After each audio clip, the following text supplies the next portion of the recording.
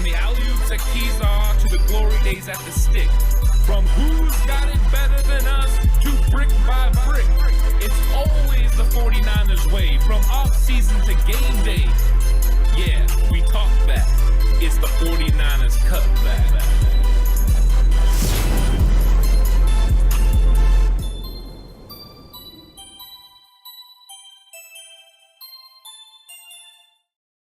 It's 49ers Cutback Podcast time. What is up, everyone? Welcome to the show. We're going to have a really good one today because we're going to be talking about rookie minicamp. I'm really excited about the potential of some of these players, and it's going to be fun. And what is up, Paul and Alex, also in the chat, stopping by real quick. What's up, Alex? How's it going? I'm really excited about some of these players, and this is going to be a fun conversation to have. Thanks for everyone that comes through, including Travis Cooper. Thank you so much. For what you're doing. We really appreciate you so much. And this is going to be a fun conversation. And I'm really excited to get into this. I'm really excited to talk about some of these players. And before we can really get into all of it, we did have the 49ers have someone come in for a workout and then go ahead and sign that person. Everyone had been talking about Calvin Turner, the receiver / running back option. That is not the player the 49ers, in fact, signed. But they bring in Troy Fugamili. I know I'm murdering his name. Fumagili is probably the way you say it better, to a one-year deal. He's a tight end, a big guy who's been in the league for a couple of years, including spending time with Denver. And what is up, P. Murr? How's it going? And to make room for him, the 49ers cut tight end Garrett Wilson. So Garrett Wilson is going to be gone. He's no longer a part of the San Francisco 49ers, so they went ahead and made that move.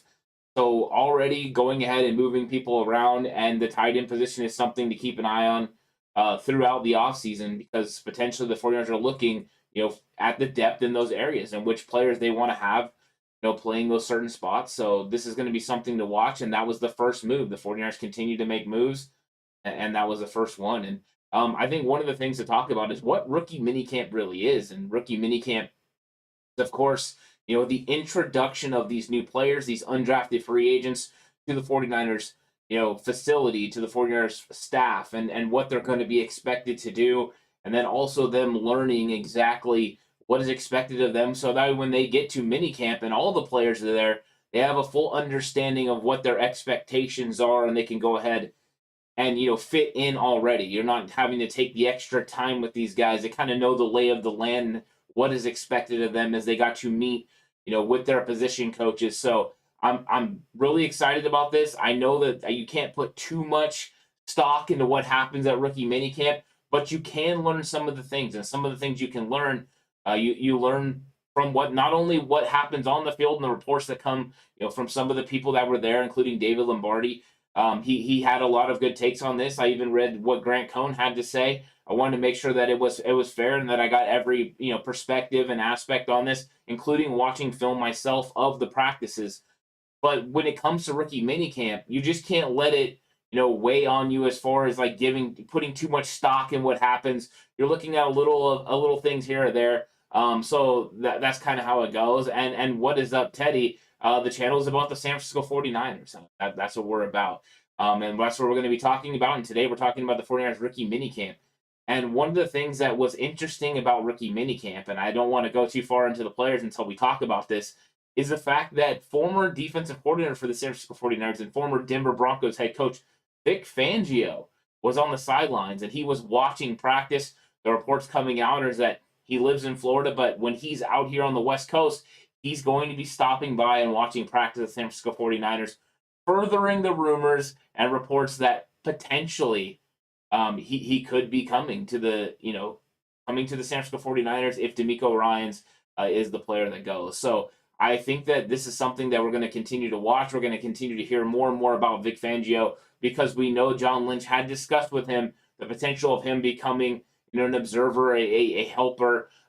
He can, of course, become a coach. If he becomes a coach, then he loses the money from the Denver Broncos contract, which he doesn't want to do. So that is something that's going to be fun to watch over the next few weeks. Potentially Vic Fangio is going to be, some sort of a helper to the 49ers, at least giving some information. D. Will says, we are hungry for any tidbit. Preseason can't come fast enough. You're right, D. Will. I mean, I'm really starting to get the itch for the football season to start. I've even went back and started watching game films from last year I'm just excited about it. I don't have a lot of time, but when I do, I've been watching a little bit here and there. So you're right. The preseason can't come fast enough. In fact, training can't come fast enough, because that's when I'm really excited to go to. I went to training camp last year, really enjoyed watching the coaches and the players interact, and then getting to see where these players were in their development. That's where I first laid eyes on Elijah Mitchell and saw the potential of what he could be. So I'm definitely excited about that. And then Lou says, is the tight end signing just a camp body? Yes, the tight end signing is just a camp body. I don't expect the tight end to be able to make the team. The production's not there. His time in the NFL, he's been, primarily a backup. He has had a little bit of production, but he's a big physical guy. He played at Wisconsin. He understands how to block as an inline blocker. So he's going to be able to handle that sort of thing. So you just need to make sure you have tight ends. What they did was they took a look at Garrett Wilson and they thought to themselves, this guy has no, possibility of making our roster, so we're going to look elsewhere. They had, brought Troy in for a workout, and they decided that he was the better option, so they went ahead and went there, because even though he's probably not going to make the 53-man roster, you do want to have the best 90-man roster you can have. Competition breeds competition, which means anytime he's on the field, he's a better option than the guy you had, which means he's going to push the defense better. The understanding of where he's supposed to be is going to be good. So I'm really, really excited about that. KNDR says, did you see ESPN have this ranked 24? No. 24 for ESPN, that doesn't surprise me. I'm not shocked by anything that comes from the four-letter network, because, when it comes down to it, they're more of a national, media source and not individually. They don't know the team inside and out. And often the West Coast is doubted. I mean, the 49ers just aren't a sexy name right now. And until Trey Lance proves himself on the field, I don't think they'll get very much pub. Now, once the 49ers and Trey Lance start to prove themselves, that's when I fully expect the 49ers to start getting some publicity, for ESPN to start covering them, for the NFL Network to cover them in a high level. And then everyone will just act like they never saw that they were pre-ranked at 24, and they'll act like they always saw them as one of the better teams. Let's see. Paul Saunders says, is he better blocker than Dwelley?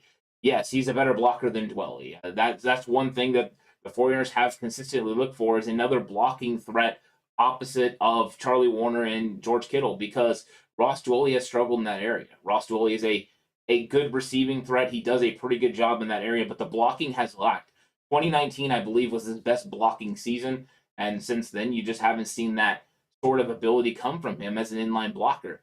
And that's a step back. And that's why you've seen Charlie Warner, a 6th-round pick, step above what Ross Dwelley was doing before. And so I think that potentially, that is something that still needs to be addressed. That tight end 3 position, we'll see. They got Jordan Matthews in there as well. Jordan Matthews, receiving-wise, is going to be able to push Ross Dwelley, but can he get his blocking up to even Dwelley's level?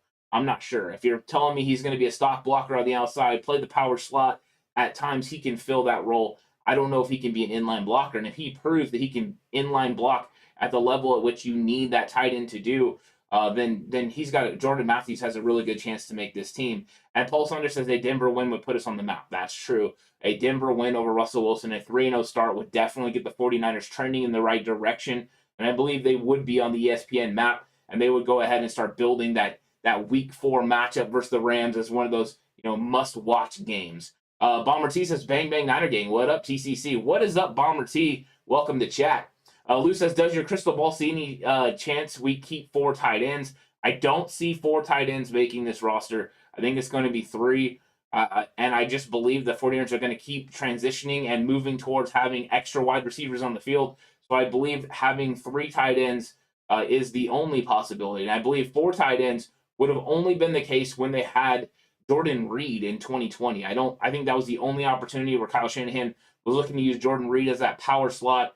That was pre-Juwan Jennings. So it's just a different situation. So I don't see 4 tight ends. If you can't say Packers next, you're ducking. I don't really know why I need to say Packers. I'm not talking about the Packers. I'm talking about the 49ers. And that's all I'm going to have to say about that. But when we're talking about rookie minicamp, the most impressive guy at rookie minicamp was, in fact, Danny Gray. Danny Gray, the wide receiver at SMU, had himself a heck of a day. He caught a long 50-yard catch on Tariq Castro Fields out of Penn State. Apparently, Tariq Castro Fields put a lot of effort into press man coverage, and was consistently getting burned. It's a little bit of a different animal. The press releases at the NFL level are definitely better. And even though he's a 4-3 guy, he doesn't play with 4-3 speed. And we know that Danny Gray definitely plays with 4-3 speed. He's one of those guys. I really like him a lot. Portola coming through with, he is a tough kid. Has played one finger missing respectfully. Yeah, he has a physical condition. I don't remember the exact name of the condition, but he does not have a finger on one hand. I believe it's the left hand. I don't remember if it's the index finger, but that is a true statement. So Portola coming through with a nice comment there. Well done. And Danny Gray looked pretty good. I got to watch a little bit of his drill work and just watching the way that he was breaking down, the way he was getting in and out of his breaks. He looked very fluid and very smooth, and consistently across the board from everyone that watched practice, they said he looked really good. Of course, he did have the one drop. He was targeted 5 times, came with 4 catches, the one drop down the field. You don't want those to happen. We know that was a question coming at SMU that a lot of people were worried about. However, the one thing that's good about it, he dropped down, he gave 10 push-ups. He recognized that, hey, this is not something I can let happen to this team, and he's going to go out there and get it done. And it's tough for rookies. Let's not forget that in I think it was 1985, Jerry Rice had a lot of drops as the rookie wide receiver, or his 86, 85, one of those 2 years. Sorry, I'm getting a little confused on my year, but I think that is something that potentially can happen to rookies with the concentration factor. And what's up, Cyrus? Welcome to the chat. But Danny Gray went out there and got it done, and he didn't just beat Tariq Castro Fields, which apparently a lot of people were, but he also beat Quantrez Knight, the cornerback from UCLA, who I really like. I like Quantrez Knight. I like his abilities, and I think Quantrez Knight is one of those guys that I think is going to get in there and play really tough. So I'm excited about him. But Danny Gray's ability to be able to stretch the field, and that was really one of the cool things that he said in his conversations, with the media, was the fact that he wanted to be a guy that took the top off the defense. And in fact, he preferred being a guy that took the top off the defense instead of catching the ball and running, a long ways for the touchdown, which is a little bit different from what Jerry Rice used to say. Jerry Rice used to talk about his favorite play was catching the slant and outrunning everyone for a touchdown, and talked about the hair popping up on the back of his neck and how excited that was. But that's not, what Danny Gray's about. Danny Gray is going to come in here and he's going to take the top off. And as Forktal said, Gray was exactly what we needed since Goodwin left. You're right. That top end speed. The 49ers tried to go with a Travis Benjamin, someone that Kyle Shanahan was very familiar with. But he's been trying to fill this role. He's tried Marquise Goodwin. He's tried Travis Benjamin. He's looked for different guys. He even tried a big, tall, fast receiver in Kevin White. No one has been able to fit this role, and we think he finally got this guy in the draft, and this is something that they definitely needed to do and someone that they definitely needed to address. So I do really like that. This is a nice move for the 49ers, and Danny Gray had himself a good rookie minicamp, and I think that's all you can ask for right now. And I think that, Danny Gray is going to be someone to watch. I know there was some negativity that came out after he got drafted, potentially not thinking he was a guy that should have been a third round pick. But he definitely should have been a third-round pick. Put on the film, watch this guy running his routes. He does a very good job, and now he's going to get even more coaching here in the NFL. And I did like the fact he was getting a lot of really good work at rookie minicamp. The other one to talk about is Drake Jackson. Drake Jackson was one of 2 defensive linemen that were working there. Of course, Atkins, the undrafted free agent out of Fresno State, was also getting that work with Chris Kasarik and Daryl Tapp. The thing that I really liked about it was the fact that Drake Jackson's going to get one-on-one time. One-on-one time with Kasarik, one-on-one time with Daryl Tapp is exactly what Jackson needs. He's definitely developmental with his hands. The way that he uses his hands to rush the passer is something he's got to get better at. And they were just going through some basic drills. I seen him on the hoop, getting used to that, getting used to striking the bag, getting his hands up really quick, being able to create and then disengage. It's really basic stuff, but things that you definitely have to clean up. You don't know what kind of coaching he was getting. And a guy that sort of transitioned a little bit from not just defensive edge rusher, but to linebacker, playing without his hand on the ground. So he's somebody that's going to have to develop those skills again. I think he's going to get better. The good thing is the dude looks like an absolute freak of nature, 265 pounds. It doesn't look like there's much fat on this guy at all. What a tremendous, body type he has. he's going to be able to acquire even more muscle in the right way. And I think he's going to be a big-time player for the 49ers, but a developmental guy. I think everyone needs to be a little bit patient with Drake Jackson, even though he carries a second-round pick status at number 61 overall. He's a guy that definitely needs a little bit of time, and once he gets that time, he's going to start making things happen. Forktall says, Khalia Davis reminds me of Russell Maryland build-wise. Wow. The Russell Maryland, I haven't heard that one yet. I do like that. Everyone's been kind of talking about Khalia Davis, reminding them of DJ Jones, which I think when you watch the film, he definitely does body style. Now they're even giving him he's even wearing 93, the DJ Jones number. There's a lot of similarities there. But him in his press conference talking about the fact that he just needs to get used to having his hand in the ground, and that was something he wasn't used to. And the reason he wasn't used to having his hand in the ground consistently because he played linebacker. I mean, that athletic ability to be able to play linebacker at the collegiate level is something that's very impressive and something that definitely shows up on film. So I'm excited about the potentials of Khalia Davis, and I'm going to talk about him a little bit more because he was on a side field working out. He wasn't actually working with Chris Kasarik very much. He's recovering from an ACL.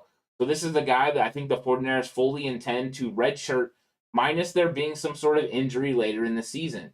So he got the injury in October. He's still recovering.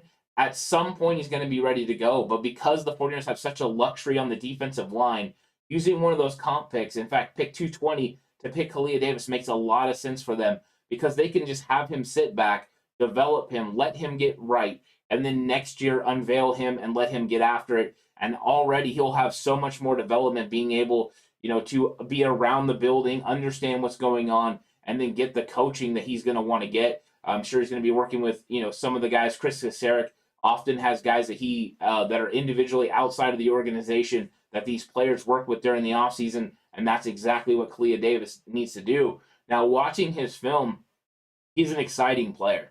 The first step is fantastic. He's a penetrator. He gets through that line of scrimmage at a rapid pace. He's able to get into the backfield where he can potentially cause problems. The problem with Khalia Davis is he doesn't finish those plays right now. So if you've been watching the 49ers, DJ Jones finishes those plays in a big way. Huge sacks of Russell Wilson, huge stops against the run. Those are things Khalia Davis doesn't finish right now.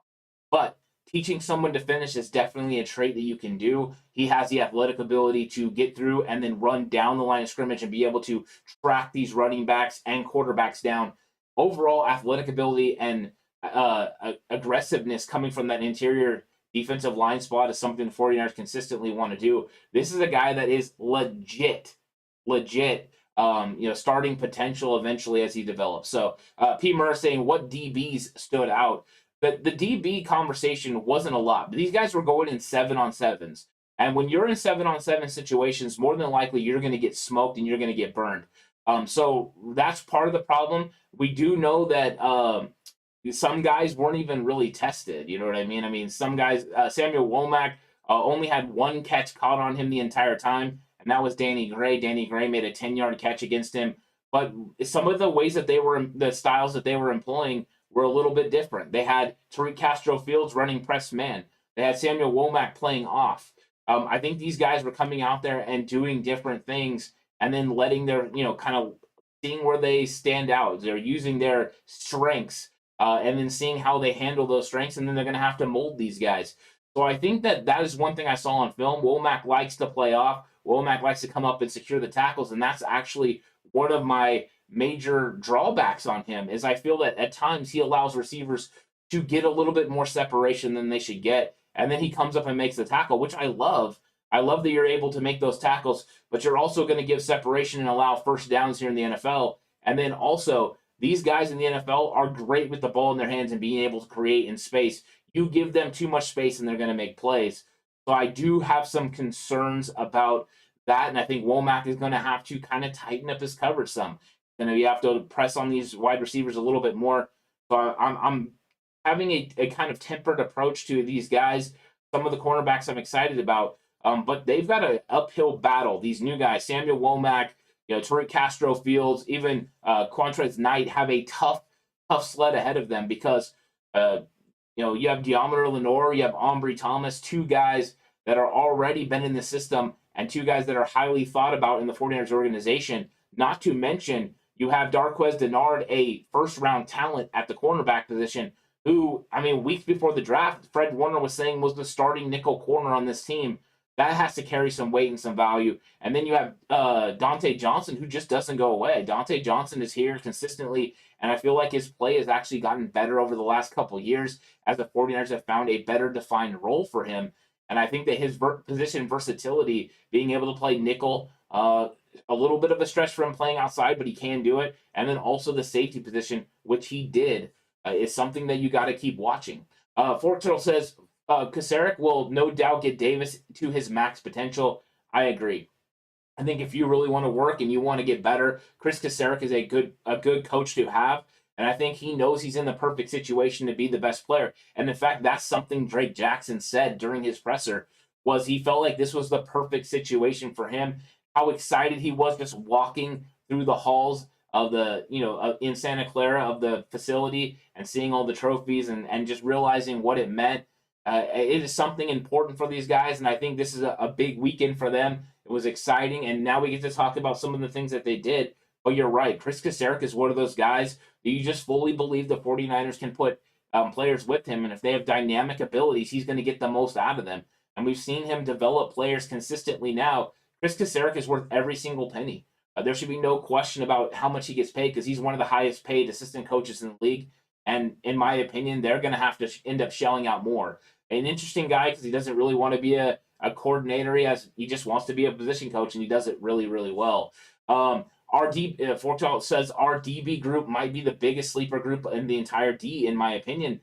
I think the defensive back group, especially the cornerbacks, has more depth than we've ever had in the Kyle Shanahan, John Lynch regime. I think they're very exciting. They have young players, a mix of young players and veterans that understand what they're supposed to do. So I do like the mixture of young and old. I think this is a really good group, and I think that we're going to hear more and more out of this once we get to minicamp and they start going against other players besides just these rookie wide receivers. Some of the wide receivers that came in with the rookie group, they were okay, but they're not exactly the most dynamic. So let's see what happens when they go against other guys. But you're right.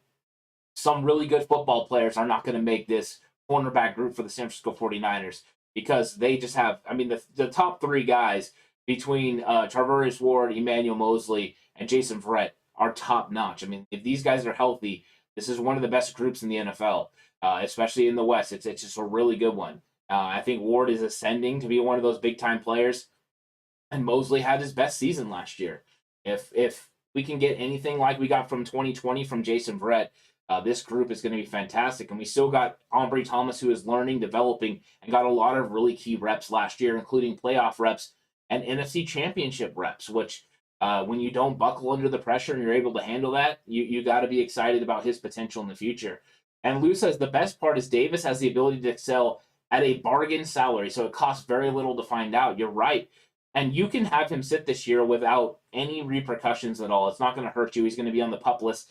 And then when he does come in, he's a 6th-round pick. He's going to be playing on the cheap for 3 years, 3 years of really cheap football. And that's exactly what they had with DJ Jones, because DJ Jones was undrafted. They developed him, turned him into the perennial Pro Bowl caliber player that he is right now, getting the huge contract.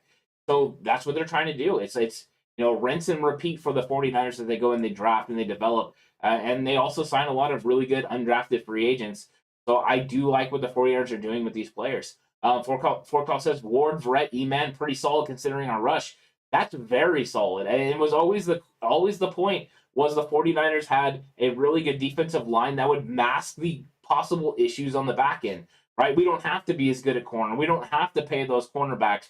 We don't have to pay those safeties because we have this wonderful front seven and defensive line. However, now with the fact that we're going to have this really good secondary to go with this front seven and this defensive line that gets after you, it means when the defensive line can't get home, potentially the secondary can hold. And if the secondary can hold, then coverage sacks become a real thing. And all of a sudden, this defense goes from being a top 10 defense in the league to one of the top 5, maybe even the best defense, depending on how this front seven continues to operate. This linebacker group also is the best in the league, and I don't even think it's close. Lou says, any news on how JV is progressing in his rehab? I have not heard anything about Jason Verrett recently. I just know that reading the tea leaves, the fact that the 49ers were willing to sign him means that they feel very comfortable with where he's at in his recovery. They feel he's going to be able to contribute to their football team. So they went ahead and they spent money on him. And I think that's something that you always take into account. Now, it wasn't very much money, but I believe Jason Verrett is continuing to get closer and closer. And the fact that his injury happened at the beginning of September means he's on pace to be back for the regular season, potentially even back for training camp. That would be exciting to see, to be able to see Jason Verrett, wearing that 49ers uniform again. And I think we could see it here pretty soon. And, another key part of the 49ers organization to watch, and something that fans were really wanting the 49ers to address in a big way, was the offensive line position. It is a priority for the 49ers to keep young Trey Lance upright and allow him to be able to find the open receivers and get the ball and just keep him healthy. So they did. They went out and they drafted some offensive linemen, signed offensive linemen as undrafted free agents, and there was some nice things that came out.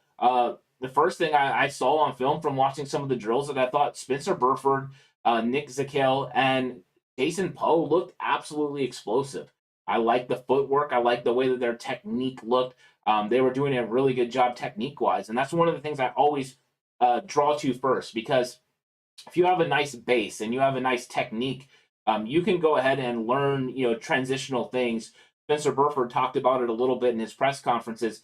They asked him about his mindset and if his mindset changes going from outside and playing tackle to going inside. And he said, no, your mindset doesn't change. Just some of the techniques at which you have to operate with, some of the distance from an edge rusher, to an interior defensive lineman change.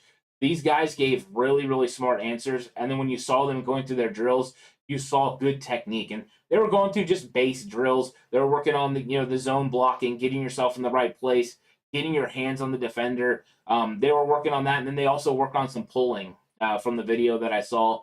And I thought they looked really good. Of course, Jason Poe stands out as the absolute athletic freak of nature that he is. You can definitely tell he's 6'1". I mean, that's one thing you can tell is he's 6'1". He doesn't have the length of some of the other guys, but the athleticism is on display in a big way. He's exciting to watch. I'm curious what they're going to do. And this is something that I was kind of alluding to as we went through some of our videos last week when we were talking about Jason Poe, was these things would give us an idea of where Jason Poe was going to end up. Jason Poe practicing with the 49ers interior offensive line, meaning right now they see him as an offensive lineman. Now, I've seen news articles that kind of are starting to link him to other positions. Of course, there was a conversations about him playing fullback in junior college. So that is something that he's done and something he's willing to do. And I think, in fact, he would love to do that at the NFL level. The problem is we have Kyle Juszczyk. So the odds of him playing fullback are probably not very high. I think that potentially if you wanted to make him an inline blocker or have him play the H-back role, he could do that. But right now, I haven't seen him do anything. So we're going to see what happens. But right now it looks like he's going to be an interior offensive lineman for the 49ers. And let's see how he progresses. We do know he's going to be able to block at a high level on pulls. So that's something he's going to excel at. Let's see if that length gives him problems. When he goes against somebody like Eric Armstead or someone like Javon Kinlaw, can he get underneath them? Can he be able to control them? Those are some of the things I really have concerns about when it comes to Jason Poe. P. Murr says, I still think Poe might be 280-pound fullback for the power game and let juice be juice. You know what? If they decided to have Poe lose 20 pounds and have him play, as a power kind of fullback, I would be okay with that. I think that is something that I'd be definitely okay with.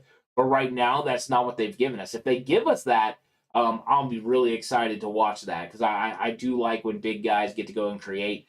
So Lewis saying Poe, another potential for another Swiss Army knife. We'll see. I think right now they're plugging him in. They're seeing what he can do. I also haven't put past the thought process of Poe moving to the defensive side of the football, having that elite first step, having that elite athleticism. If you're willing to take the chance, you can turn this guy into a defensive lineman. That quick ability is something that you would like, but we'll see. We'll see what he ends up being.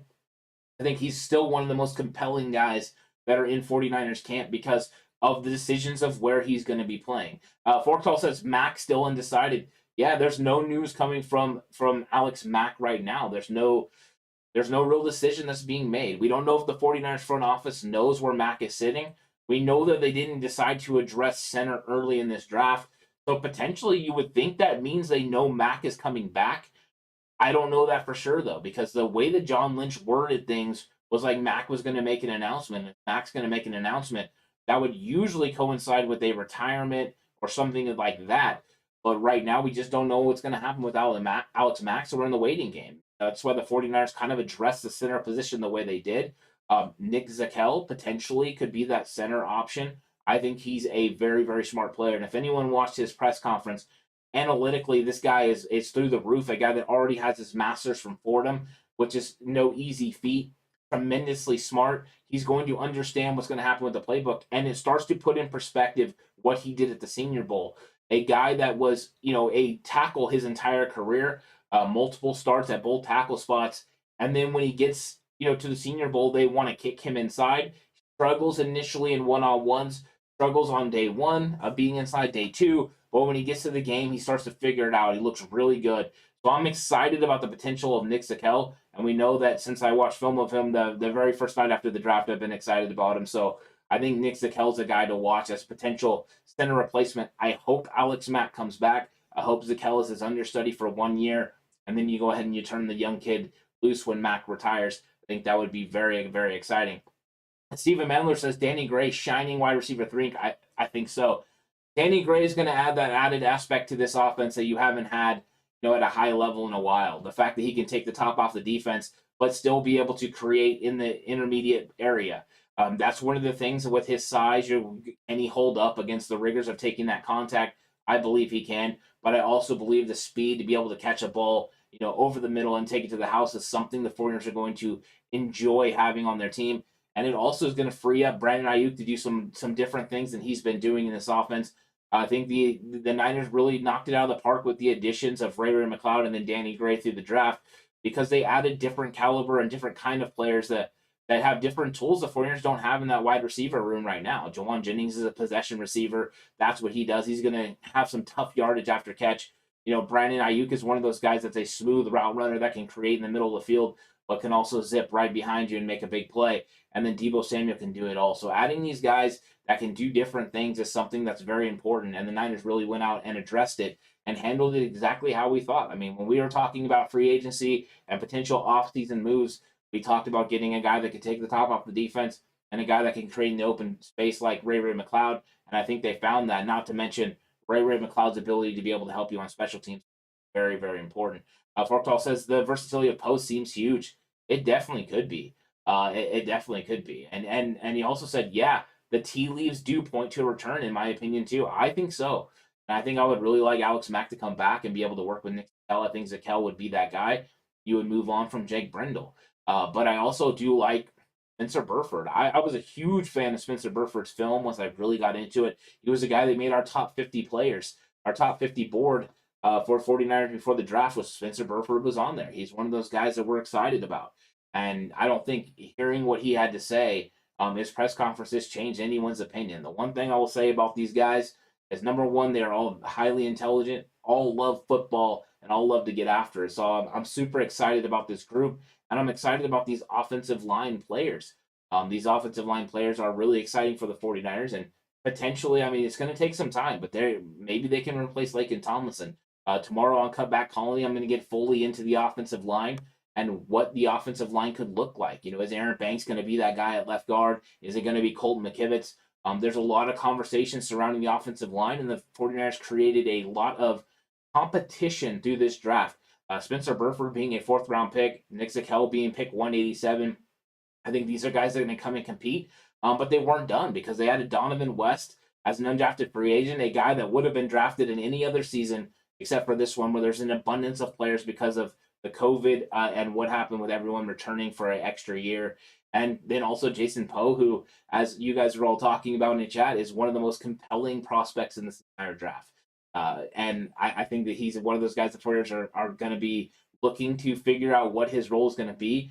Of course, if they could get that elite athleticism to be able to play offensive line, I think they would definitely be excited for that. Emer says this is true. The first year in depth in all of the positions. Yeah, I think so. And I think one of the concerns P. Murr has been the safety position. And that's one of the conversations has been going to that consistently in the offseason. The fact that Jaquiski Tartt hasn't come back. You do have Tarvarius Moore, who, because he was on the PUP list the entire season last year, he did not get another accrued season. He's back. And I think that Tarvarius Moore is the most likely to start opposite of Jimmy Ward if the 49ers feel really comfortable with his ability. A guy that they worked as a corner when he first got drafted, so he has coverage ability. He hasn't covered in the NFL as good as Jaquiski Tartt, which brings you some reason for pause. But he's a guy that they're definitely high on because they weren't willing to make a move for a safety in the draft. We know that they did bring in some undrafted free agents, so potentially one of those undrafted free agents, could make this roster. We'll see. George Odom coming over from Indianapolis Colts. At the time, a lot of people started tying the amount of money in the contract to being a guy that could potentially come in here and compete for a starting job. And we know the 49ers will let anyone compete. So if he has the opportunity, he can go in there and do it. A guy that can create in the box does really good there. Same with Talanoa Hufanga. Has Hufanga developed enough in the pass coverage game to be able to step into that role opposite of Jimmy Ward? I don't know. And I think that they had a specific role for what Talanoa Hufanga was going to do in year one. I expect them to somewhat expand that role in year two, give him some more opportunities in coverage. Because as you learn, he's going to be able to run a lot of the zone coverage schemes. I think he can handle those. What I worry about is the matchups, where they like to go and they like to put Tart one-on-one with the tight end, or they like to put, Jimmy Ward one-on-one in the slot with one of these wide receivers that can really get it done. And then you have to count on Hufanga to cover a lot of grass if he's playing the center of the field. Those are questions that still need to be answered. So the safety position is one of those ones that hasn't been answered yet, but it could be answered as soon as we get to training camp in the preseason. If Tarvarius Moore or Talanoa Hufanga are ready to step up and play one of these spots, then the 49ers really don't have holes again. I think that's a very good point that you made, P. Murr. This is one of those times where there's not very many holes. It's a very deep roster. I don't think I've talked about a roster being this deep since Trent Baalke and Jim Harbaugh here. Probably like the 2012 season was really deep. Forksall says, so do you think Odom has a shot? I really don't know what to think about him. I think anyone has a shot.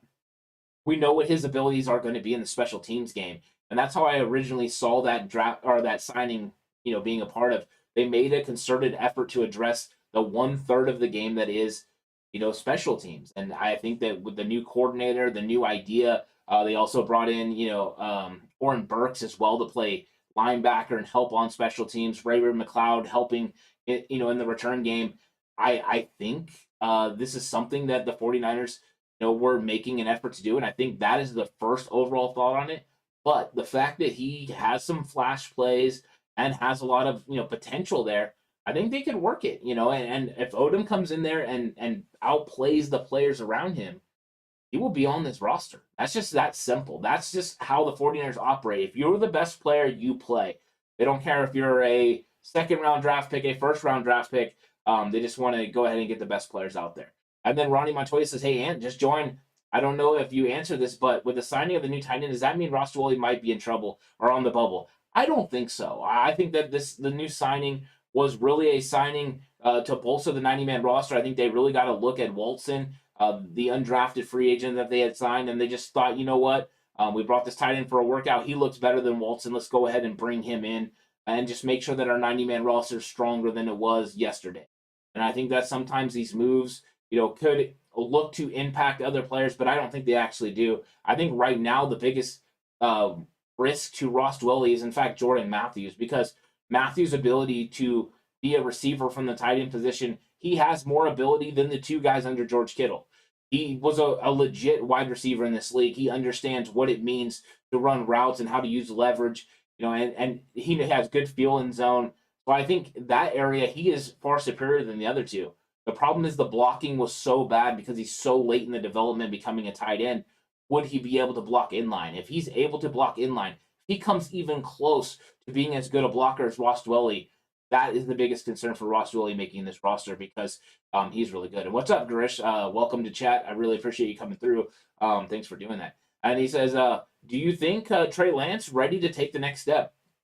I mean, I do think Trey Lance is ready to take the next step over what we saw last year, because I saw continual development of Trey Lance. from the beginning, all the way in training camp, where me and Alex saw him play at training camp, all the way until the Texans game. And you saw the ups and the downs and the way that he really struggled in training camp with the move the ball sessions, and then the way he got into the second half of the Texans game, and he was able to steer the offense in the right direction, make a lot of the calls. Now we know he was getting some assistance from Kyle Juszczyk, but that is something that every player would love to have, is assistance from Kyle Juszczyk. That Harvard education is real. So I think that when it comes down to it, Trey's going to continue to get better. The question will be, how big of a step is that going to be? If Trey Lance is making a step and he's stepping up to a level that's beyond what Jimmy Garoppolo is currently at, then the 49ers are going to win a lot of football games. If he's not, and that step is below what Jimmy Garoppolo's abilities were as far as managing the team, getting the 49ers in the right place, and then executing the on-schedule throws, then there's something to be said there. But I do think he's going to continue to take a step forward. How big a step, I don't know. We'll see what happens with his offseason training and his understanding of Kyle Shanahan's offense. I think he is going to have a better understanding of the offense.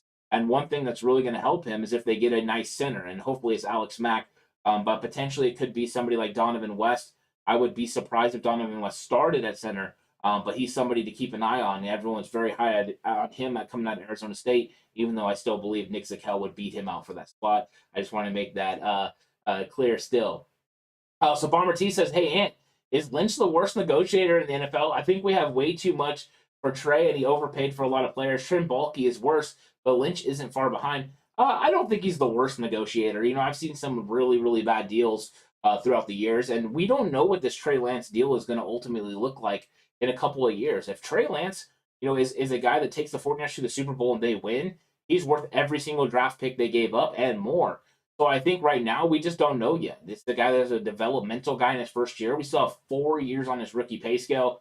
So until we get farther along in this rookie contract, I'm not ready to say Trey Lance is, that Trey Lance move was paying too much for him or not enough. I don't know yet. And I think that's one of the things that we don't have to make that decision right now. We can wait and see. So I am excited about that potential of being able to wait and see and what Trey could do. But I also think, we talk about him overpaying players, and initially the first parts of his contract, Bomber, the first part of his tenure with the Niners, 2017, 2018, they had to overpay players to get them to come to San Francisco. The 49ers weren't a winning football team, and the fact that they weren't a winning football team is one thing. The other fact is when you play in California, you're going to pay players more than you would pay them in other states because the taxes are so high here. The money's just not worth as much in California or even in New York as it is in Florida or Nevada. The money just is worth a lot more there, including Texas. So those are things that the 49ers often have to compete with. I think they've found ways to use strategic ways for Parag to maneuver these contracts. So I like what they're doing. So that's something. And then Bomber T says, if Trey is a bust, will Kyle or John get fired? If he's a complete bust and we get 3 or 4 years down the road, both could be fired unless they win or find a way to overcome, because winning cures all. So if Trey Lance ended up being a bust, and I don't think he's going to be a bust, but if he ended up being a bust and the 49ers still found a way to win a Super Bowl, then everything is forgiven because you won a Super Bowl. And I think that's what's the most important. Winning always masks all things. Ronnie Montoya says, who do you think makes the starting lineup first, Zakelj, West, or Poe? Out of those 3, I think it would be Zakelj. I believe Zakelj is the one that has the most ability. I think he has the most intelligence from the offensive line position. He's going to put himself in the right situations to be successful, and I do believe he is the center that they would like to replace Alex Mack eventually. I don't think it's right now, but eventually. I think Donovan West is coming in, and West has position versatility as well. So what they're doing is if Zakelj doesn't work out, you potentially have West to play center. This is smart. You go ahead and you bring in multiple guys. The odds of them working out, one guy is not very high, but a multitude of guys, potentially that makes a lot of sense. So bringing in guys that have a lot of position versatility and guys that you feel, have a chance to make your roster, that's a smart move. So having those 3 guys, all 3 of them could potentially play center in the NFL, but they all have the ability to play guard. And with Zakelj, he has the ability to play all 5 positions. That is position versatility and intelligence you don't get a lot in the NFL, but he can definitely do it. So I'm excited about that. Grish says, first time I saw Spencer Burford, he looks like a tight end. He looks small. Yeah, the guy is 6'6", 316 pounds. He moves really, really well. He looks like a power forward in the NBA. That's really what he looks like.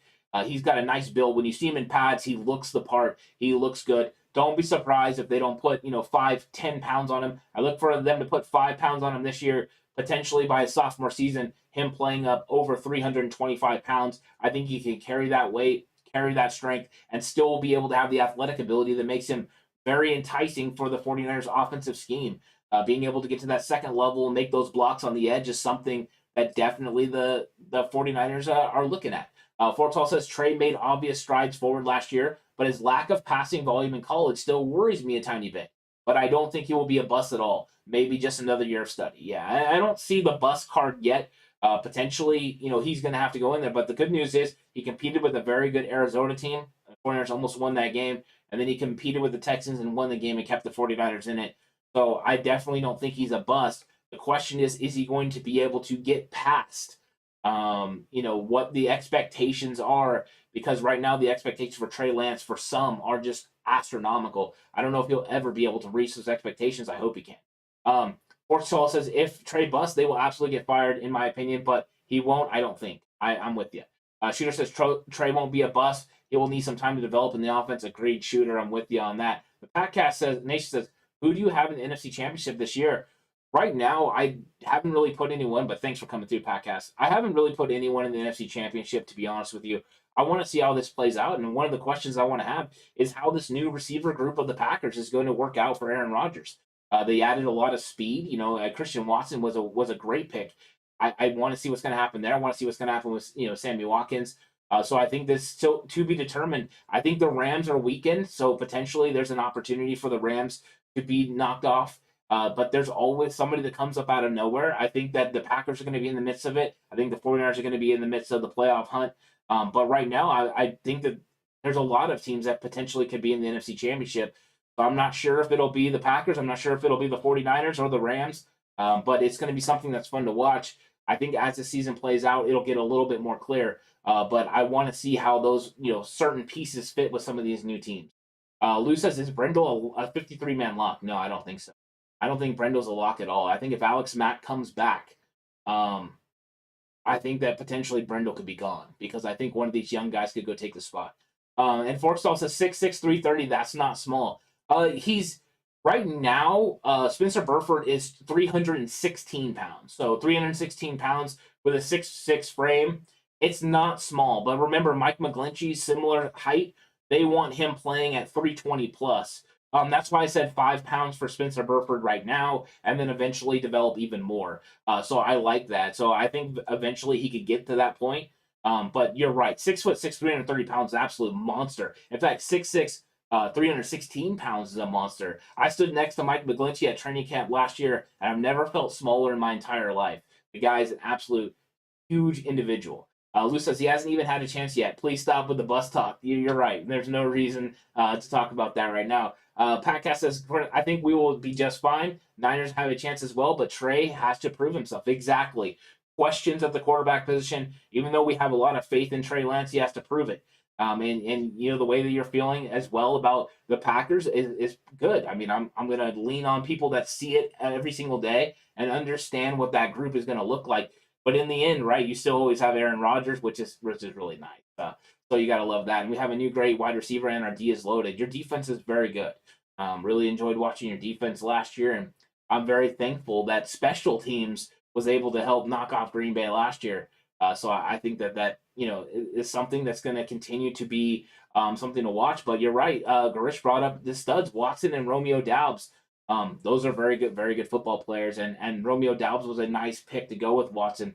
They added speed and athleticism, which they had to do. You're replacing Devontae Adams and MVS. You needed to go ahead and add some really good players, and I think they did there. Now, one of the things that the 49ers have continued to do, and one of the reasons that they're going to have an opportunity in the NFC, is they continue to add these big physical running backs. And Ty Davis-Price is a guy that they added, and all the conversation was about, is he fast enough? Because 49ers fans fully thought the 49ers were going to go for a speedy running back, somebody that could imitate and kind of do the things that they had going on with Raheem Mostert and Matt Breida and be able to run that outside zone. And the 49ers were like, not so much. So they went ahead and got Ty Davis-Price and he's announced that he's gonna play at 220 pounds. 220 pounds is a really, really big running back. Elijah Mitchell talked earlier about the fact he's going to be going to 215 pounds this year, and he was somebody that played around 211, 212, so they're having him put on a little bit of weight. Something very, very interesting. So I'm super excited about this running back room. I want to see what's going to happen with Ty Davis Price. Ty Davis Price is an exciting guy. And, the Podcast Nation says 49ers Cutback was a great game, but if it wasn't for the block punt, it would obviously be a win. You're right. The good news is special team still plays a big part of that. And that's something that's huge. And then KDR says, who gets 14 when it's all said and done? O'Neal or Purdy? I would say Purdy would get it. Number one, Purdy would have priority as being the 7th round draft pick over Leon O'Neal. I think Leon O'Neal would happily move to another number. But Brock Purdy would be the guy that I would fully expect to get 14, because with Juwan Jennings wearing 15, that's the next logical choice, right, for Purdy to wear 14. So, in fact, 14 could be Brock Purdy, especially because I don't think either guy is going to make the roster, either KDR. I think both of them are going to be on the practice squad. So I think that's something that we're going to remember. But Ty Davis Price also is going to be wearing number 32. And that's something interesting, because every time I see 32, I think of Ricky Watters. And I know this is a completely different style of running back, because Ricky Watters was an absolute fantastic player, not only running the football, but catching the ball in the backfield. Ty Davis Price film, and then what he did at rookie minicamp, I saw him. I wasn't overly excited about his receiving ability. It looked like a guy that wasn't really comfortable with what he was doing as far as routes. It looked like a guy that wasn't extremely smooth catching the football. I don't know. Something about it just didn't really look good. But the running back that looked good catching the football out of the backfield was, in fact, Jordan Mason, the undrafted free agent that they signed. He looked good catching the football, and a big physical guy as well, over 220 pounds. But I started to say, okay, maybe this guy can come in and compete as that third down back. Something to watch, especially as we continue to move through the offseason. Forksall says, do you think Sermon is on the hot seat now? I'm not sure it comes down to Sermon on the hot seat. I think it could be JaMychal Hasty or Jeff Wilson Jr. I'm not ready to kind of throw out Sermon yet. And in fact, I'm not a huge fan of what Sermon provides with the way that his running style is. I don't believe he's a one cut and go guy. And I know they were trying to develop him into the one cut and go guy. But with the big physical body that he has, and he has pretty good vision as well, he's somebody I wouldn't really want to throw out right now. He's somebody that I would definitely think that you should give some time to see if he could develop. Let's see what Anthony Lynn can do with him. Bobby Turner was really working with him. So I think that Sermon, well, let's see what he does during the full preseason. He's obviously going to get a lot of carries in the preseason. But let's see how he looks compared to, Ty Davis Price, Michael Hasty, and Jeff Wilson Jr. They can move on from anyone at the end of their roster and really not struggle with the finances or anything like that. But I think giving up on Sermon this early, that would be interesting. I mean, that's a third round pick. That's a lot of draft capital there. At 49ers Cutback, this is from Packers Nation, says, what are your takes on the Rams? Their future is doomed. LOL. No draft picks to replace the level of roster as now. They're in a win now situation. They're in a situation they're trying to build a super team. That's what they went in for. They're trying to win back-to-back Super Bowls. Losing Von Miller was huge, and they went ahead and added Bobby Wagner, thinking that was going to be something, and maybe it will. Maybe it'll help their run game or run defense, because the run defense isn't very good. The problem is they have no depth. If they suffer injuries, in a multitude of areas, they're going to be in a lot of trouble. Not to mention left tackle's a real weakness for them there, and a corner. Cornerback position is an opposite of their really good corner there is a struggle as well. So I think that they've got some holes that they're going to have to overcome. But we'll see if they can get that run game going with Cam Akers. Potentially, they have the ability to win a lot of football games in this league. KDR says O'Neal versus Purdy, custody of Ant's jersey ladder match. Ooh, I like that. That'd be exciting. P. Murr says give Sermon a chance first. I like that. Yeah, let's give him a chance. And I think that these running backs are going to have a lot of chances, a lot of opportunities, and we're going to see what happens. Bolivar Trask, we dominated the Rams. 11 of 12 quarters played last year. One bad quarter keeps us out of the Super Bowl. Yeah, that happens. That definitely happens, Bolivar. And I think that, the 49ers are looking at this situation and realizing that they had a really good opportunity to get to the Super Bowl again. and they weren't able to get it done. And I think that's why they're excited about the potential of this 2022 roster, the way they've added.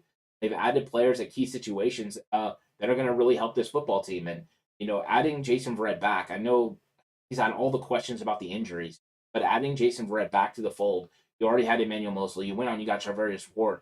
I mean, I was thinking, man, we got some pretty good corners now. And adding Jason Verrett back really changes the dynamics, because when you do play the Rams in those certain situations and Cooper Kupp is lining up in the nickel, if you wanted Jason Verrett to go travel with them, you could do that now. Jason Verrett has that ability to play inside and outside. So does Emmanuel Mosley. That versatility is going to be huge for the 49ers.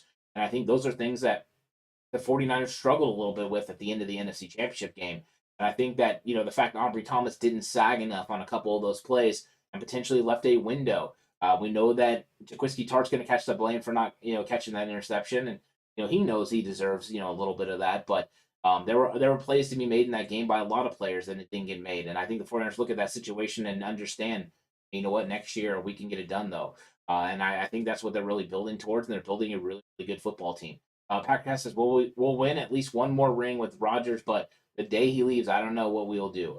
That's a big question. Aaron Rodgers, and I thought that was going to happen right now. It didn't. We'll see how the Packers, react to that. Boulevard says we added cornerbacks who can cover Kupp. I think it could be Jason Verrett and Emmanuel Mosley in a multitude of different ways. Also, all the while getting after the quarterback. I mean, without the left tackle going to be there, without Whitworth, go get after Matthew Stafford early and often. And I think if they do, they'll make it really difficult on the Rams. Bobo says what we learned from rookie minicamp is these kids know how to show up for practice. Oh, well, if you want to keep it that simple, yeah. But what I think we got from some of the pressers and some of the things that we saw and was the mentality of these players and why the 49ers felt they were made of the right stuff. You hear all the time John Lynch talk about players who are made of the right stuff. And every single one of these guys had really cool things to say in their pressers. I mean, Ty Davis Price talked about how he's won a championship at every level at which he played, and he fully intends to win a Super Bowl with the 49ers. You talk about Spencer Burford saying, he's not someone special, but I can't remember the exact term, but basically, he's not no one, but he's somebody, but he's not nobody. I thought that was really cool. This the humbleness that he was playing with, Zakel being so intelligent in the way that he was handling the questions and interacting with the media. These guys are well polished. John Lynch and Kyle Shanahan went out and got guys who are not just about football, but are really intelligent guys who really love football, and they're going to continue to do it. And I think that they're really good teammates, and I'm excited about this group. I think that this group was a really nice one from the mentality point. Can they get on the field, though, and be able to produce with the athleticism and be able to do the things that the 49ers want to do? That's still to be seen. We'll find out. Baltimore says we suffered on second and third and won in the fourth. Hopefully Price can bulldoze to the first downs. Yeah, you need someone that can finish. And that's what we thought Jeff Wilson was there for. We thought Trey Sermon was, in those situations was going to get it done. But now potentially Price is going to get it done. And I think Elijah Mitchell at times is going to get it done. And that's why they're asking him to weigh 215 pounds and run with a little bit more physicality. But one thing I'm interested to see is if Ty Davis Price is really a 4.48 guy. Can he turn these 15 and 20 yard runs into like 35 yard runs? That could be spectacular. I'm not expecting anyone to be taking the ball to the house, but I am excited about the potential of the 49ers being able to move the chains. I mean, stack first downs on first downs on first downs, really get this thing going, and then be able to create off the play action. If they do that, Trey's going to have some success. So let's see. Baltimore Trash says, so do you think Ambry Thomas and Lenore are in the doghouse? No, I don't think they're in the doghouse. I think what they are is in a fight, in a battle for their spots, because the 49ers didn't sit back and say, okay, we drafted two guys. Ambry Thomas, you played some games for us. Lenore, you played some games for us. You're going to come in and be these next guys. No, they said, you know what? We're not sure you guys are the best. You're going to have to go out there and prove it. And they didn't just do it through free agency, but they did it in the draft as well.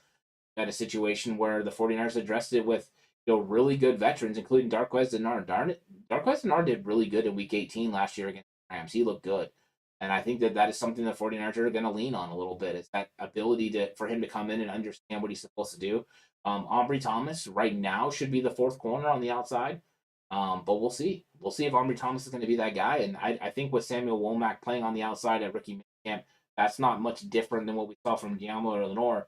Plus, I listened to Adam Peters talk about him potentially having versatility to play inside and out, which when he was originally drafted, I thought he was going to play the nickel corner role. So him being able to have that versatility is something to watch. But there's going to be an absolute fight to make this roster because 6 of these cornerbacks are going to make the team. We know who the top 3 are, and if they're all healthy, there's going to be 3 spots to battle between Ambry Thomas, Deommodore Lenoir, Darquez Denard, Dante Johnson, and then the 2 young cats, Tariq Castro Fields and Womack. And Samuel Womack, are they going to even make this team? 49ers have put themselves in a really good situation. So not so much the doghouse as they're going to actually have to go in there and Bobo says, I hope Hufanga turns out to be the next Polamalu. That'd be wonderful. You know what I mean? Potentially, that would be great. Right now, I just want Hufanga to be able to consistently cover in the secondary. If he can do that, I think his game goes to another level because he's still spectacular around the box, makes plays happen, he flashes, and I think he's going to be a playmaker. But you have to be able to cover on the back end as well, and that's something he still struggles with a little bit. There were strides. He made improvements, which you got to be happy about. But there's still a long way to go for him. So I think that he's going to come in and compete, and if he made enough strides during the offseason to be able to start, that would be great news for the 49ers. If Talanoa Hufanga is starting because they believe he's the best player next to Jimmy Ward, that's good news for the 49ers. Baltimore says Gray and Ayuk will keep the safeties honest, which will open up space for Price. That's true. It's going to open up space for everyone. If you're able to take the top off the defense, keep those safeties from being able to run that robber like they were running last year and bringing that guy into the intermediate middle of the field to take away some of these routes. Jimmy threw a couple of picks to that robber situation and robber player. You're right. That's going to open up places over the middle where Debo loves to operate. George Kittle loves to operate. So I think the 49ers definitely are looking at this as that potential. That's one of the reasons you went out and got Danny Gray, is that potential to make those safeties stay honest. And if they have to stay honest, it gives you more freedom to be able to not only run the football, because having 7-man boxes makes it easier to run the football, but also to be able to get the ball in the intermediate part of the field and let these great playmakers create with their legs. Forksall says, I'm pulling big time for Ambry as a huge Wolverine fan. And Ambry looked good last year. I mean, for a rookie cornerback, Ambry Thomas looked good. The problem is, in the NFL, you can't just rest. They're coming after you. Every single year, there's a new player that wants your spot. If Ambry Thomas is the guy I think he is, and I do believe he's the guy that's going to step up in a big way, I think Ambry Thomas has a good shot to make the roster. I think he has a good shot as a third-round pick from what we saw on film last year to be able to compete. I'm excited about Ambry Thomas still, but they definitely went in there and made sure this room is not going to be a problem for them. And it went from last year being a question and this year being an absolute strength. Ronnie Montoya says the 49ers should hire Frank Gore for the running back conditioning team. Conditioning room. I think when it comes down to Frank Gore, all the conversations are always about Frank Gore coming in to coach. We know that Jed York said he could work within the front office of the San Francisco 49ers if that's something he wanted to do. Right now, he's out boxing. He's out winning boxing matches. So well done, Frank. Good job doing that. And I think if the Frank Gore wanted to be around the San Francisco 49ers organization, they would love to have him. But I don't know if he has thoughts of being a coach, being a coach, or even working in the conditioning part of football is a big undertaking. Joe Staley doesn't want that kind of commitment. Kyle Shanahan wanted him to work on his offensive staff as a coach. That's not something these guys often want to do because it's a lot that goes into it. Coaches don't sleep. Coaches work consistently. So that's something that you got to remember. It's always a good situation to bring in those guys. We love those guys, but them wanting to be coaches is a tough thing. P. says, with or without boxing gloves, Ronnie, I like that. Well done there. Gris says, Anthony Lynn will help DDP with his fumbling issues. He's a good coach. Yeah, that's one thing you have to do when you play for Kyle Shanahan. You can't fumble the football. Ray McLeod also has fumbling issues, so it's going to be something they're going to work on. But it could be a technique issue, and if they saw it on film, that's something they're going to have to work on. And that's one of the things about Jordan Mason. When I watched him, potentially there was some fumbling potential there, even though he wasn't fumbling as much. So it's always something that you're working on and something that you have to consistently work on because with the way that the players are using the peanut punch and coming in and knocking that football away, you're definitely looking at times when the ball can be put on the ground, and that kills drives and also kills momentum. You can't have those turnovers. You can't have those situations where you turn over the football. So making sure these guys hold on the football is definitely a priority, and Anthony Lynn can, in fact, will help these running backs with that.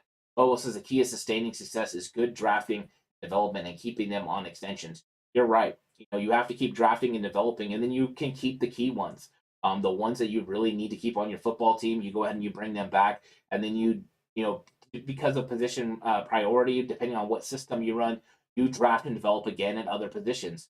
So there are going to be times that 49ers are just going to continue to let people go and draft and develop at those positions because maybe they don't have as high a position priority for them, or they feel like it's easier to get players in those positions, like running back, for instance. The 49ers could draft a running back every single year and just keep cycling through these guys if they wanted. So I think that's something that maybe the 49ers will do. The running back position is the first one that I really noticed. And what is up, Gary? Welcome to chat. It's always good to see the 49er Fogies Gary here. And if you have a chance, go check out his channel. He does shorts all the time. Very, very good. So if you have an opportunity, go check those out. It's a lot of fun. So welcome to chat, Gary. Bolivar says, Debo, Ayuk, Gray, someone will be covered by a number 3 corner. That's exactly what you want.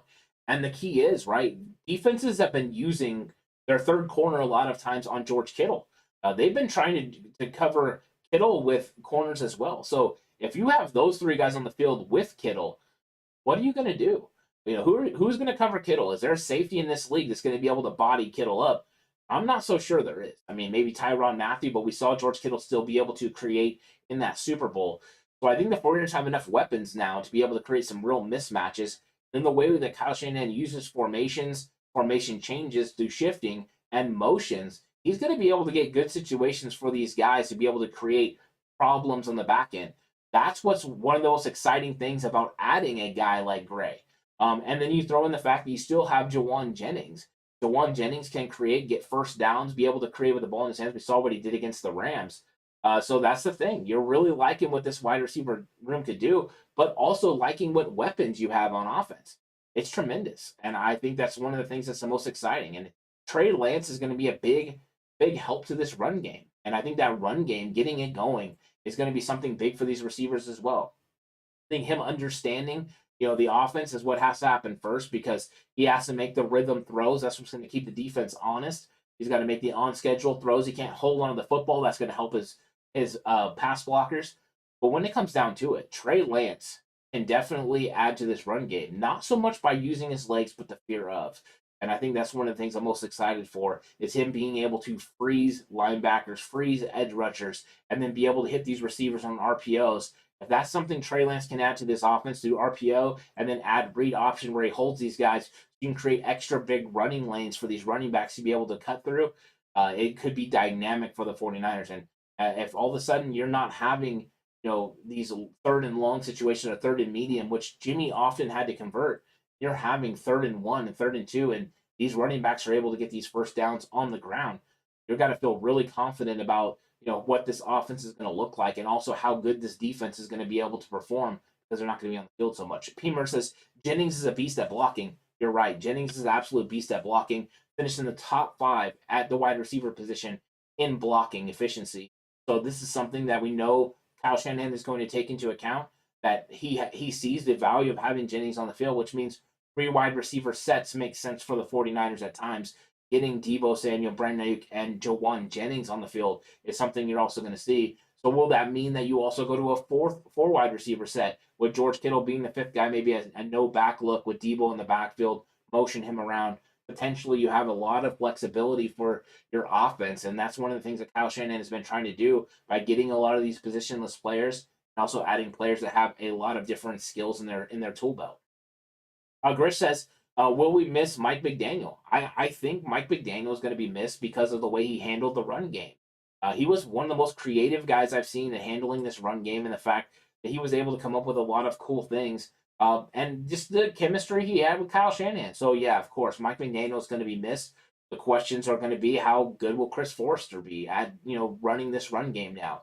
He's a run game coordinator. Now, he has experience as an offensive coordinator, has experience as an offensive line coach. He should understand what Kyle Shanahan wants from the run game. So we know Kyle will be very collaborative with him, and I'm excited about the potential of what Chris Forrester could do. You never know. Chris Forrester could actually be a better option than Mike McDaniel. I'm not foreseeing that. I'm just always saying you never know. It could happen. He might bring a different angle, a different element, to the way he sees the run game, and that could develop into something really great and a nice collaborative working relationship between him and Kyle Shanahan. 49er Fogey said Gray can take the top off the defense. Yeah, he can. I mean, Gray can definitely do that. It's not even going to be a question. Forksall says Baker from Cards is only safety that might contain Kittle, but isn't he now coming off an injury? Yeah, Buda Baker is a really good football player and a guy that, is often stood with George Kittle. But every time I think of Buda Baker, I always just think of George Kittle chucking him, throwing him down, and running for a touchdown. But you're right. Buda has a lot of ability. He's a really good football player, and I know that George Kittle has a lot of respect for him. So I think you're right. He's one of those guys that can't compete with George Kittle, but I don't believe he can stop George Kittle. He can compete with him. He maybe could slow Kittle at times, but Kittle's going to get his against Baker because Baker physically is not built big enough to be able to handle the physicality that George Kittle plays with, play in and play out. And that's the thing. If Kittle uses his body and uses his physicality, he can often shield and beat Buda Baker. So those are things that you can still take into account, when you get these matchups. And that's still a matchup I think the 49ers would really like. If you're going to tell me they can get one-on-one matchups with Kittle and Buda Baker, I think the 49ers would take that every single day. They'd be excited about that, in fact. Forksall says 49er folks, yeah, LOL. So I think that right now what I'm going to do is I'm going to take a couple more questions. So if you have a couple more questions, go ahead and throw them in chat. And while you're doing that, I'm going to tell you that you need tomorrow, Cutback Colony at 5 p.m. It's going to be an exciting time. You're going to want to catch that because I'm going to be getting all into the offensive line. I'm going to talk about the ins and outs of this line and what this line will look like or could look like in 2022 as they're trying to protect Trey Lance. They've added a lot of talent. Going to go through all the positions, talk about the players, and talk about which guys potentially have the best opportunities to start and where we think it's going to go from there. So join the conversation. Come in and let me know in chat what you think about those players who you think is most likely to be one of these starters to help out Trey Lance. And I think that if that's something you're interested in, hop over there tomorrow. It's going to be a lot of fun. 5 p.m. Right here on the 49ers Cutback YouTube channel where you get the content like that. And it's a good time in Cutback Colony. So come check it out. Lou says, the D-backs are improved, but if Verrett can be his old self, we will be the gold standard. He is an X factor. You're right. If he's back to 2020 form, the 49ers defensive backs are potentially the best in the NFC West overall. So I think that is something to definitely watch, and that's what I want to see. Is Verrett feeling comfortable with the way that he's pushing off his leg? Is he feeling comfortable? When he reaches the back end of his drop, hitting that foot in the 45-degree angle and being able to press on the football. If he is, this is going to be an absolutely fantastic back team and group. P. Murr says, okay, and which undrafted free agent makes the team? Call it. Out of the undrafted free agents, this is really tough, right? They got a lot of really good ones. To be honest with you, if I had to say it, I think the most obvious one is Donovan West. However, I don't think he's going to make the team. And in fact, I don't think any undrafted free agent is going to make the team. I think the guy I like the most of the undrafted free agents, I like the safety, Taylor Hawkins out of San Diego State. I like him a lot. And I like Quantrez Knight. Those are two guys that I really like, but I actually don't expect any undrafted free agents to make this roster this year. I think the team is just too deep at every position. They're too good. So I don't expect any of them to make it, but I think the ones closest are Knight, Hawkins, and then, of course, Donovan West. I think those are the most likely out of those guys, but I just don't think it's going to happen. 49er Focus, I post the guys to my Facebook page. There you go. Thank you, Gary. Appreciate that. Forkall says, looking forward to the O-line breakdown at hashtag trenches. I love the trenches. As a guy that coached offensive line for a long time, is something that I really am passionate about. And I'm passionate about some of these new players. So it's going to be a fun conversation. I'm looking forward to going through all of it with you as well. KDR says, do you see that pick of Brunskill looking identical to Alex Mack? I did. I saw Twitter kind of lose their mind for a minute as they're thinking, Alex Mack is back. So I think that right now, and maybe Brunskill's morphing into Mack. No. I think the Brunskill's going to play right guard, but we're going to get into that tomorrow fully. But I did see that picture. That was kind of Ronnie Montoya says, which undrafted free agent gets picked up by the Seahawks? Name it. I'm gonna go with Quantrez Knight. That's the one that if he gets cut, I think he ends up with Seattle as a 6-foot guy that can play in the nickel that hits really hard from UCLA. I think that would be somebody that Pete Carroll would definitely want. But potentially, if they cut one of the running backs like Jordan Mason, I could see them going with him as well as a big physical guy. So that would be somebody as well. Chris says, what do you think of the undrafted wide receiver of Pittsburgh? Looks really smooth. They have some really good, smooth guys that, from the wide receiver room that they brought in, and I think there's some good ones. And one of the ones that look good that I want to talk about, and it's not the Pittsburgh one, even though he did look, Tay looks good. It's wide receiver Kiki Chisholm, who they brought in from Missouri, 6'5". I was watching some of his drills and the way that he was able, to kind of get off on press releases, and I thought he looked good. But I love the 6'5", 220-pound frame. I think that's something the 49ers often need on their team, is a big physical guy. But I think these wide receivers that are in there right now, besides Danny Gray, all the ones that came to rookie minicamp, I don't think any of them are going to be impact players for the 49ers. I think they're 90-man guys, and I don't expect any of them. So there you go. Jan Stewart says it all starts in the trenches. That's it. If you can win in the trenches, then you can win football games. Offensively and defensively, and I'm gonna let it end with that because that is 100% accurate coming from Jan, and I'm gonna throw this to Jan. You're not wrong, guy. But this was an exciting time. I had a really good time interacting with all of you. I can't wait for a Cutback Colony tomorrow. I can't wait for the Q&A, news update and Q&A on Thursday. That's going to be a lot of fun. Make sure you guys hop through, and who knows, maybe I'll have something special to announce tomorrow. There could be something coming that's in the works. So I'm excited about everything that's going on. I'm excited about this chat.